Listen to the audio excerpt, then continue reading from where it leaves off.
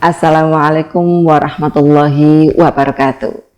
Alhamdulillahi rabbil alamin. Wassalatu wassalamu ala asyrafil anbiya'i wal mursalin sayyidina wa maulana Muhammadin wa ala alihi wa ashabihi ajma'in, amma ba'd. Sahabat Fatayat yang dirahmati Allah, Al-Quran adalah kitab suci umat Islam yang menjadi pedoman dalam menjalankan syariat kehidupan sehari-hari.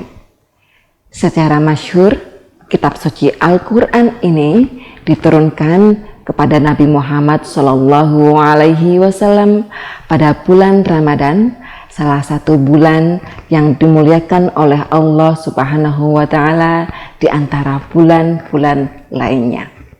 Namun perlu kita tahu bahwa Al-Quran ini ternyata tidak hanya diturunkan dalam satu fase atau satu waktu saja. Namun ternyata Al-Quran yang merupakan mukjizat terbesar yang diturunkan kepada Nabi Muhammad SAW diturunkan dalam 3 fase. Fase pertama yaitu Al-Quran diturunkan secara keseluruhan ke Lauhul Mahfuz, sebagaimana difirmankan Allah Subhanahu wa Ta'ala dalam Quran surah Al-Buruj ayat 21 sampai 22. Bal huwa Qur'anum Majid fi Lauhim Mahfuz, yang artinya bahkan yang didustakan mereka itu ialah Al-Quran yang mulia yang tersimpan dalam Lauhul Mahfuz.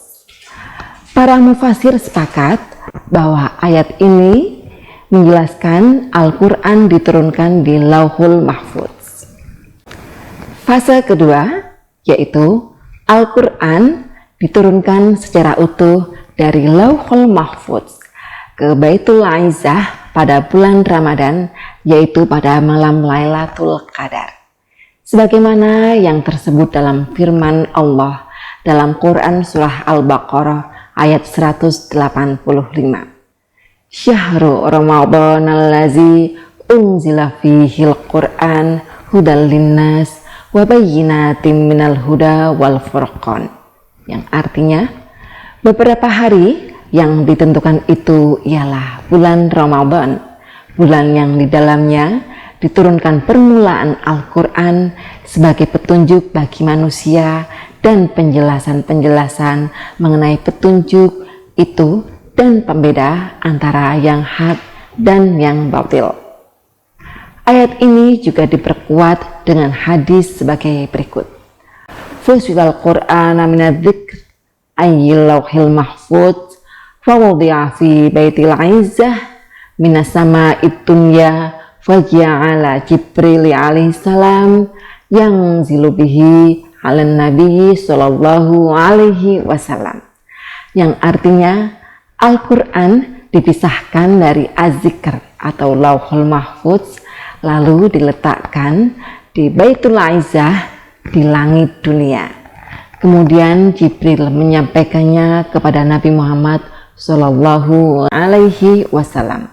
Hadis riwayat Hakim. Para mufasir seperti Ibnu Katsir dalam tafsir Al-Quranul Azim, Fakhruddin Al-Razi dalam Mafatih Al-Ghaib, Abdurrahman As-Sa'di dalam tafsir As-Sa'di, dan ahli tafsir lainnya sepakat bahwa Al-Quran diturunkan pada malam Lailatul Qadar secara utuh dari Lauhul Mahfuz ke Baitul Izzah. Lauhul Mahfuz merupakan kitab tempat Allah mencatat segala peristiwa yang terjadi di alam semesta, dari peristiwa terkecil sampai peristiwa terbesar, yang akan dan yang telah terjadi. Sementara Baitul Izzah adalah rumah yang berada di langit dunia, sebagaimana yang dikemukakan oleh Syekh Az-Zarqani dalam kitab Manahil Al-Irfan menjelaskan bahwa Baitul Izzah merupakan ghaib atau di luar logika yang hanya bisa diketahui melalui Nabi Muhammad SAW sebagai orang yang ma'sum atau orang yang terjaga dari perbuatan maksiat.